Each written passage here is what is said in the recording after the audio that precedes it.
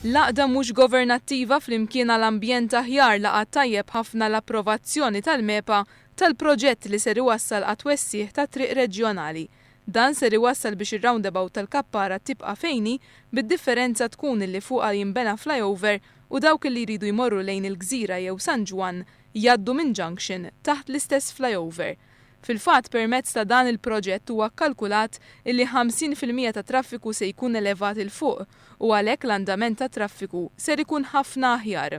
Fi stqarrija maħruġa s-sibt filgħodu laqda flimkien għall-ambjent aħjar faħret il-pjanijiet ta' Transport Malta li ser ikunu qegħdin jaqdu lir-residenti fil-waqt li jirrispettaw l-ambjent.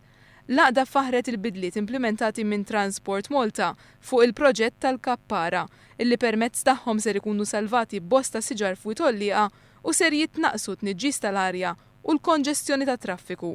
Flimkien għall-ambjent aħjar sostniet li dawn it-tibdiliet juru kif permezz tal-parteċipazzjoni mill-pubbliku flimkien mal-impenn tal-awtoritajiet jistgħu jinstabu l-aħjar soluzzjonijiet ambjentali, soċjali u infrastrutturali.